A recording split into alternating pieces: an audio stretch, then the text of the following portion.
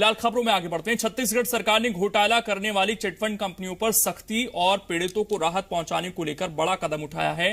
प्रदेश सरकार ने अब चिटफंड कंपनियों की संपत्ति कुर्क कर उसकी राशि को पीड़ितों में बांटने का फैसला लिया है। बताया जा रहा है कि सरकार ने 31 कंपनियों की संपत्ति कुर्क कर करीब 500 करोड़ रुपए जुटाए जाने की योजना बनाई है। इनमें से 12 कंपनियों की करीब 8 करोड़ रुपए की संपत्ति कुर्क भी की जा सकती है। कुर्की से वसूली गई राशि प्रदेश के करीब 1 लाख पीड़ितों में बांटी जाएगी। इसके लिए रायपुर कलेक्ट्रेट की ओर से बाकायदा आदेश भी जारी कर दिए गए हैं। खबर है कि अगले 2 से 3 महीने में पैसे लौटाने की प्रक्रिया शुरू हो सकती है। आपको बता दें कि कांग्रेस ने घोषणा पत्र में चिटफंड घोटाले की जांच कर पैसे लौटाने का वादा किया था।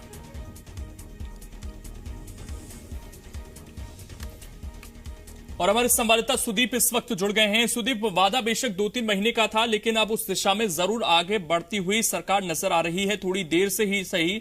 लेकिन रोड मैप क्या है, कैसे ये पूरी वसूली होगी अब, और कितने दिन में जिन लोगों के पैसे फंसे हुए हैं वो उम्मीद करें कि उन तक उनका पैसा वापस पहुंच सकता है?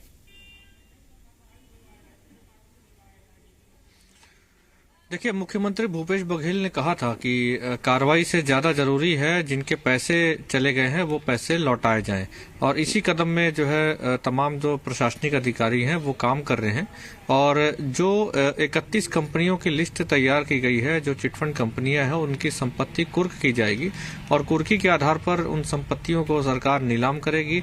नीलामी के बाद जो पैसे आएंगे उन पैसों को इन सभी जो चिटफंड प्रभावित जो लोग हैं जिनकी लिस्ट तैयार की गई थी कुछ महीने पहले, उन लिस्ट के आधार पर उनको पैसे लौटाने का काम शुरू होगा। इसमें प्रायोरिटी के हिसाब से पहले जो महिला हैं और उनको पहले लौटाया जाएगा, उस हिसाब से ये लिस्ट तैयार की गई थी। और पूरे प्रदेश में जितने चिटफंड प्रभावित लोग हैं उनकी लिस्टिंग अलग अलग जगहों पर की गई थी। रायपुर में तकरीबन 1 लाख लोग हैं जिनके 500 करोड़ रुपए लौटाए जाने हैं। इसी तरीके से अलग अलग जिलों के हिसाब से ऐसे बहुत बड़ी संख्या है और बड़ी रकम है। तो उन सभी की जो वसूली है वो कुर्की के आधार पर होनी है। कलेक्टर ने अपने स्तर पर एक समिति का गठन किया है। वो समिति ने ही इन पूरे कंपनियों की लिस्ट तैयार की है और इन्हीं समिति के जरिए जो तमाम अधिकारी हैं वो अब कुर्की का काम शुरू करेंगे। 12 कंपनियों की जो संपत्ति है वो कुर्क की जा चुकी है, लेकिन उनको नीलाम नहीं किया जा सका है। ऐसा इसलिए कहा जा रहा है क्योंकि जो मामला कोर्ट में पेंडिंग है उसकी वजह से कुछ अड़चने आ रही है नीलामी में। तो इसका भी रास्ता सरकार निकालने की कोशिश कर रही है कि जो दिक्कतें कोर्ट में मामला होने की वजह से आ रहा है उसको कैसे शॉर्ट आउट किया जाए।